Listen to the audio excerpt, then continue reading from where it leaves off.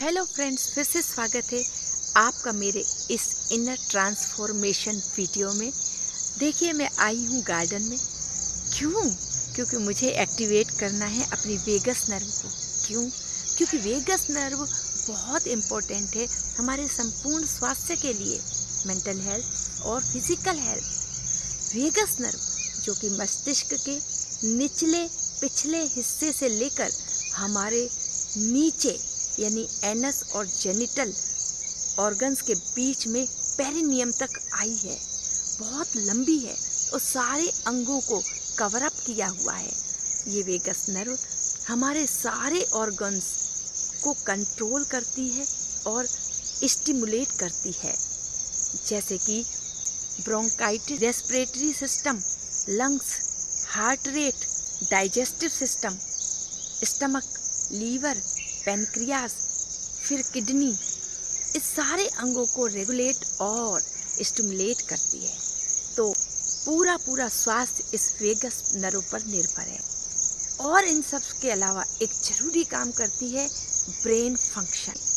Brain किसी भी परिस्थिति को, मुसीबत को, समस्या को, एडवर्स सिचुएशन को सेंस करता है और वो हमारे सारे अंगों को मैसेज कन्वे करता है इसका, ताकि हमारे सारे ऑर्गन्स इस सिचुएशन को, इस प्रॉब्लम को, परिस्थिति को, समस्या को फेस करने के लिए एक्टिवेट हो जाए।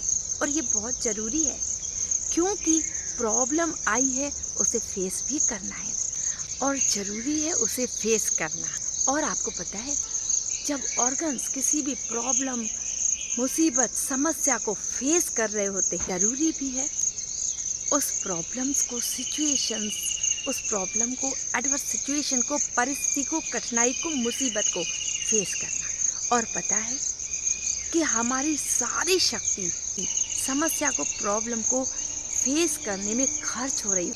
इसे कहते हैं फ्लाइट और फाइट मोड।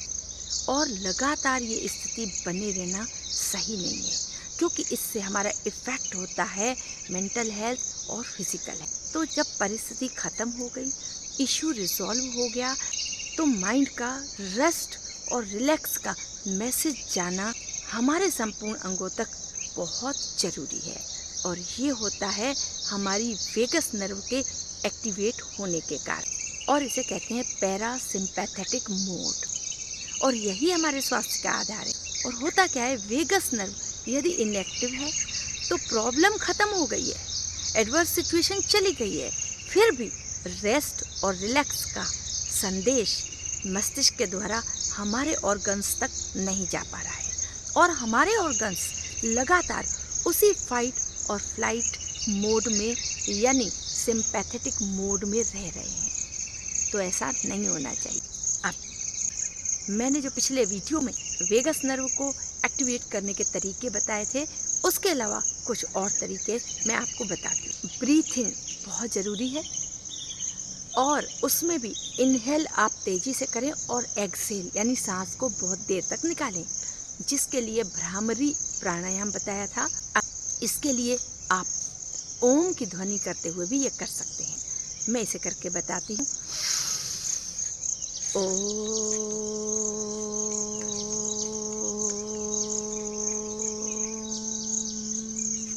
इस तरीके से। अगला है, आप वेगस नर्व को एक्टिवेट करने के लिए क्लैपिंग कीजिए, बहुत ज़रूरी है।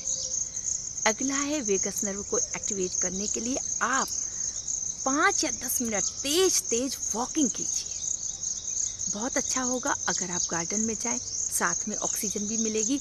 नहीं हो सकता है तो घर में ही कर लें, तो अपनी घर के छत में चले जाएं। और अगला है, अपने फेस पर मसाज करें, यहाँ पर और आईब्रो के ऊपर मसाज करते हुए यहाँ ले जाएं और इसे प्रेस करें। अगला है, यदि आपको गाना गाना आता है तो लाउड स्पीड में गाना गाएं और नहीं तो कोई मंत्र को लाउड स्पीड में उच्चारण करें। तो ये सब तरीके हैं।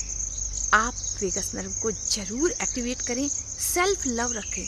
अगर आप सेल्फ लव रखेंगे तो इसका मतलब है आप सभी से लव करते हैं। क्यों? क्योंकि यदि आपने अपनी हेल्थ को करेक्ट कर लिया तो आप अस्वस्थ नहीं पड़ेंगे और अस्वस्थ होकर सभी के टाइम को एंगेज नहीं करेंगे। नमस्ते।